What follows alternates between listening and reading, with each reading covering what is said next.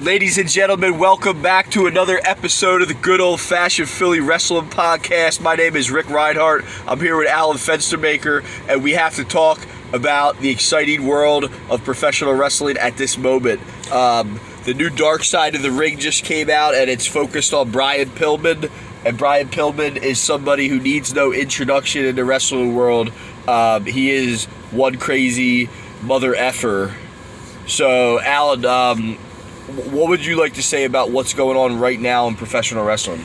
Well, pretty much we just got done about a week ago with SWF Mega Slam, and I gotta say one thing, that was an amazing show. I know, in fact, honestly, I would say the indies are much better than WWE and AEW, hands down. What do you think? I agree 100%. I see in AEW something going on with Jericho, and I don't know what to make of it yet. It seems like with Jericho, first off, Jericho was the narrator of the Pillman Dark Side of the Ring, so that was an interesting combination. And then Jericho is also, doing his thing on AEW right now. I could tell the man's soul is alive, Chris Jericho, and I hope that he continues to keep pro wrestling going. I see what he's trying to do because I know he's from the music world as well. So, also being from the music world, I can tell that he sees that, all the venues have shut down over the last couple of years.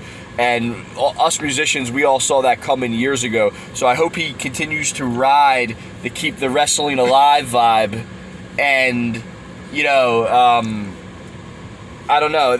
To me, with AEW, I just watch it because of Britt Baker. And I watch it because of, the Varsity Blondes and, Mike Tyson and Shaquille O'Neal, stuff like that. I all these other guys, it's no disrespect to anybody, but, I'm not getting what they're trying to do. It's kind of funny too. You got and also you got the Big Show, Paul White, in AEW now, and Shaquille O'Neal. How crazy would that be to see Shaquille O'Neal and the Big Show go at it? Yeah, well, they've gone at it before, so it you know what I mean? Yeah. Two giants, WWE, right? Yeah, they did actually. I probably, because I know I stopped watching for a while, but that goes to show WWE kind of comes and goes and Yep. is going down. It seems to be going down in a way too because they seem to be losing a lot of viewers. Yep. That's honestly I was talking to some people at Mega Slam the other week, and they were even saying that Mega Slam was so much better than WrestleMania this past year. Oh yeah. See, I didn't even see WrestleMania, and I could already tell you that Mega Slam was off the hook. Oh yeah, absolutely. You got one of the best venues ever. And you got the unbreakable Rob Fury, and dude, honestly, I know it was a slip in tongue when you said that, when you actually accidentally called Rob Fury Rob Noxious. But honestly, when you said that, I thought of an actual dream match I had: Rob Noxious versus Rob Fury. What do you think about that match? Oh man, the battle of the hardcore Robs, that would be fucking off the hook, and I think it needs to happen. I'd love to see CCW versus SWF, Yeah, actually one match I would like to see is Stefan versus Jimmy Controversy. What do you think about that match? Wow, and that would be pretty cool. And I remember you had that other dream match idea earlier with the really big deal, Burgundy. Versus the one Frat Boy. Yeah, that would be a great cruiserweight title match. Oh yeah. Then, if we're doing the dream booking thing, imagine, Adrian Bliss versus Jimmy Controversy. Actually, yeah, Stefan Ramon versus Jimmy Controversy. I said that already, but that would be kind of cool too. Well, hey. Yeah. What about this one?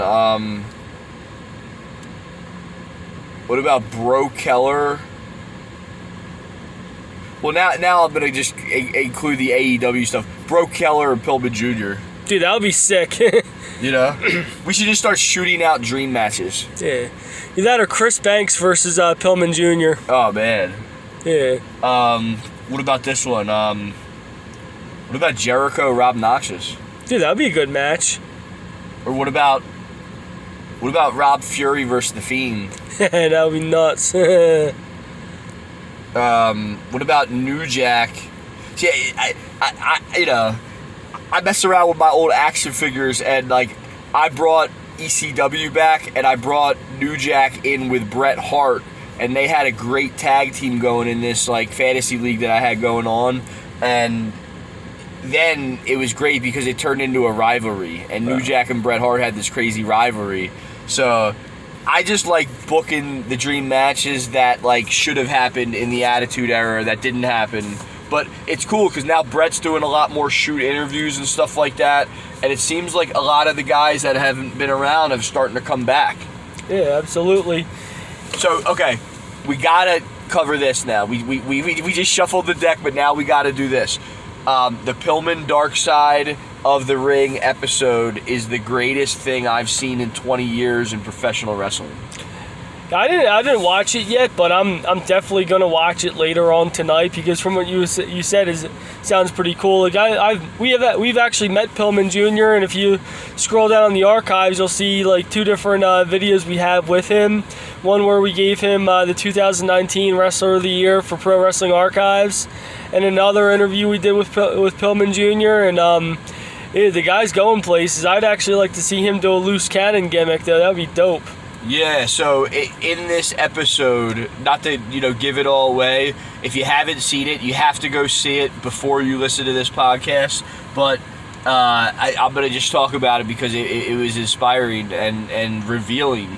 A lot was revealed in this Dark Side of the Ring episode on Brian Pillman. They really went into his character on the loose cannon, and they showed the other side of his life, which was his home life.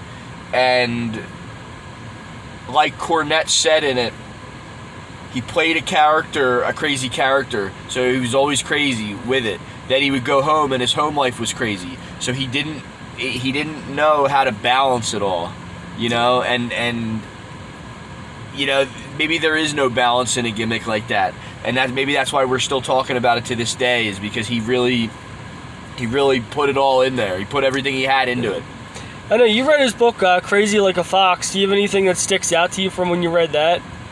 Well, yeah, everything that his mentor was saying in that book, he then continued to talk further about in this episode. So if you've read that book, Crazy Like a Fox, you have to watch this episode and vice versa. Yeah. So no, Pillman Jr., Pillman Sr., actually, he's definitely one of the icons in pro wrestling, and he pretty much set up the Attitude Era, in my opinion, because exactly right. My biggest thing, whenever I think of Pillman, the one thing that strikes out to me is that when Pillman was at his house and Austin came to invade his house, and then Pillman pulled out the gun and all. Yeah. That's the thing that strikes out to me when I think of Pillman. Yeah. So check this out. So during this episode, you had cameos from Chris Jericho, Jim Cornette, Jim Ross, Dave Meltzer, Stone Cold Steve Austin, and it was so nice how Steve Austin put over Brian Pillman on this, because Steve Austin's character, Stone Cold, I don't know if that would have happened without Brian Pillman paving the way with the loose cannon gimmick. And Austin talks about seeing the gimmick and everything and being inspired by it, and I don't even know if he talks about being inspired by it, but he just talks about loving it. Yeah. And nobody wanted to ask Brian if it was a work or a shoot because everybody thought he was legitimately going nuts. Yeah. Because Pillman it truly is crazy like a fox. Like that's a good title, and yeah. It's got to be a crazy thing to be a male sex symbol, because he was somebody that had the looks of a beta but was actually an alpha. Yeah. So he looked like he was like a pretty boy, but he was a motherfucking fighter. Wow. So it's really weird dynamic, and for him to have any sense of a normal relationship being on that kind of tip he was on, I mean, I don't even know how to pull that off, you know what I mean? Yeah, absolutely. So, I mean, I think he got caught up in the ladies stuff. That's what it sounded like. Yeah.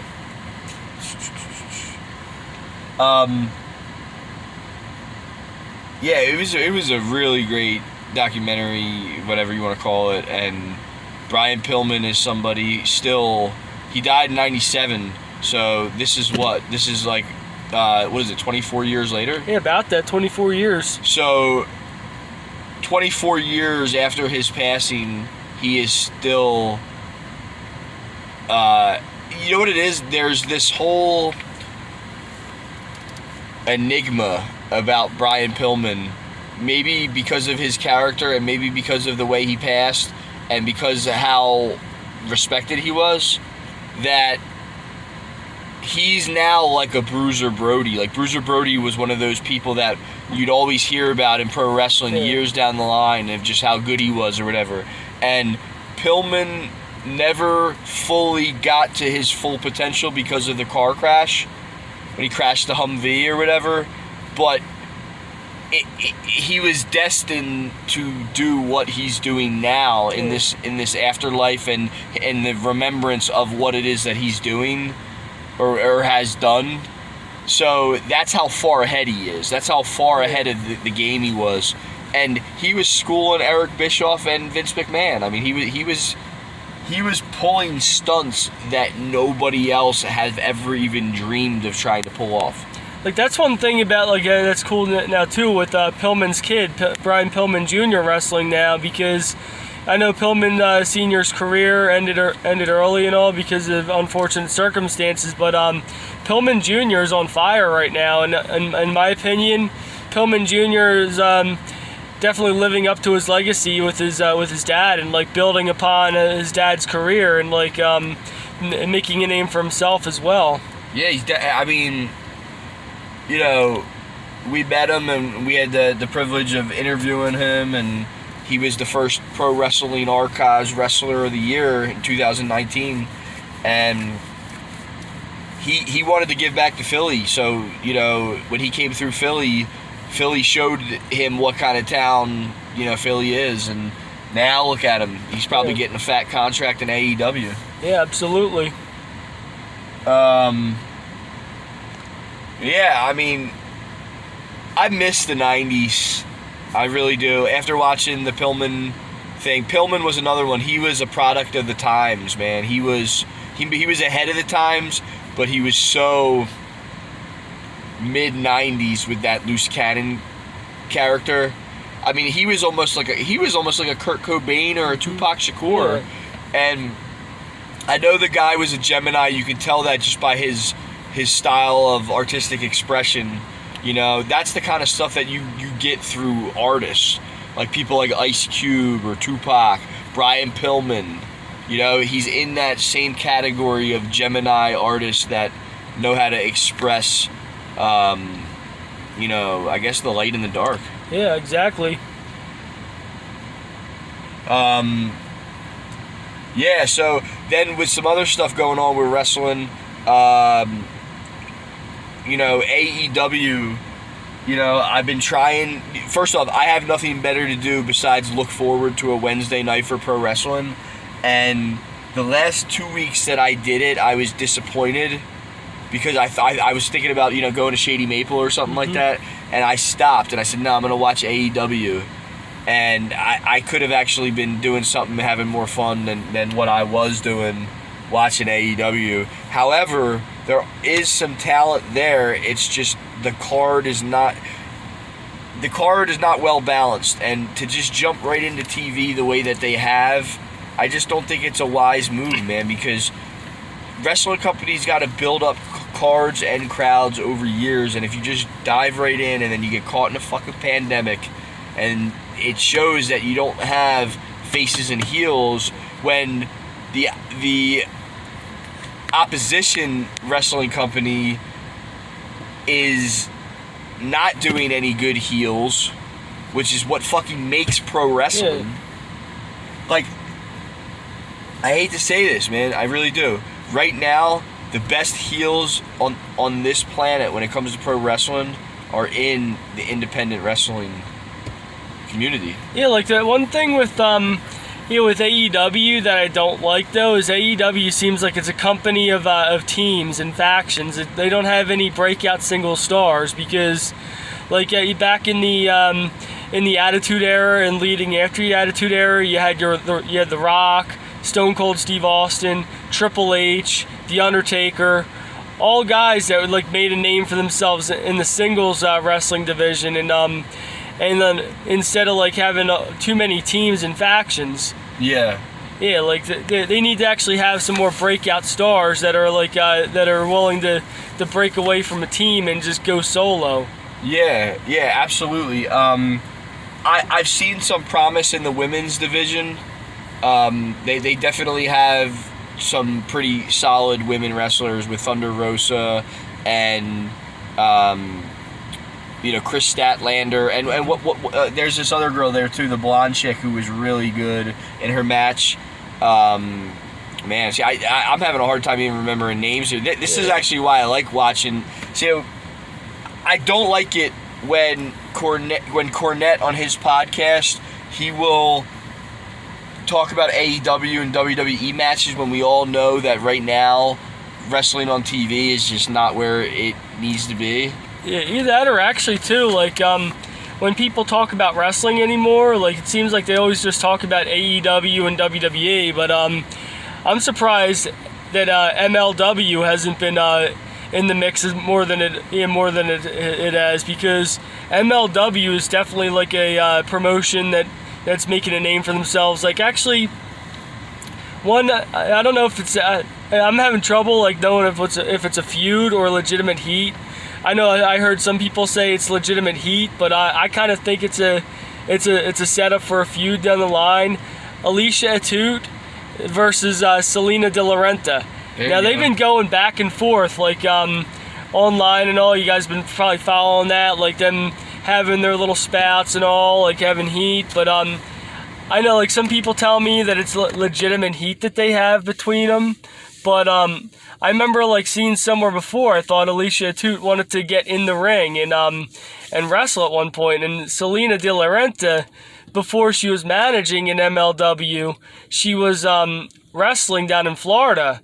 So I was thinking, how crazy would that be if somehow they took that feud between the two of them, like in real life, that heat, and managed to harness that and have them go at it in the ring. That would be amazing, seeing a match like that of that caliber. Yeah. So okay. So going back to what I was saying about the AEW thing, like, or I'm sorry, the Cornette podcast thing. Cornette rips apart AEW, and WWE does it to themselves. I don't even think Cornette's like trying to jam them, but I guess like what I'm saying is like Cornette helps me to remember all of the AEW people. So in a way, he is putting them over and giving them some fame, but it's funny because he's making money off of these fucking ads or whatever. So he's figured out a way to pull it all off while kind of being an overseer of what we'll call, a dark time period in pro wrestling as far as COVID and as far as not having fans. Yeah. And people getting laid off and shit like that too in WWE, and people jumping ship and all this other stuff. But what I was going to say is on Cornette's podcast, first off, Cornette's still dominating the wrestling world. There's no doubt about that. And he was all over that the Pillman Dark Side of the Ring thing tonight. So I like when Cornette talks about, like, let's say, like, Greg the Hammer Valentine's heat with Scott Steiner. That to me is more interesting. It's like when we go to the conventions. Yeah. We're going to see the real guys. I'm not going there to talk about how shitty, I don't know, whoever the fuck is. You know what I'm saying? That's why I don't go to those shows. I'm not really trying to go to WWE shows. I'm not really trying to go to AEW shows. We went to the AEW show, and it was okay, but I mean, I liked it. I'm not dissing it. I just, they have to build the stars and the talent to a point where they're fucking very interesting, or wrestling is just wrestling. Yeah. Like when we go to those conventions, we see Bret Hart, we see Ronnie Garvin, we saw Harley Race before he passed, we saw Road Warrior Animal before he passed. we saw Billy Jack fucking Haynes almost brawl Hannibal. Wow, yeah, I remember that too. Remember I was like, yo, start rolling? Yeah. Start rolling the camera? Dude, that would have been nuts if we would have caught that. Yeah. That would have been fucking nuts. We saw Scott Hall there. Who else, man? We saw Ron Simmons, the franchise. See, that's what I'm talking about. I get excited talking about this because these people are interesting. That's what made pro wrestling so fucking special is you have these different kinds of cats. See, Cody is one of these kinds of cats. I don't know what it is that makes somebody one of these cats and then some guys that just are, you know, average, everyday people that I don't really want to see on television. Yeah, and speaking of that too, like meeting the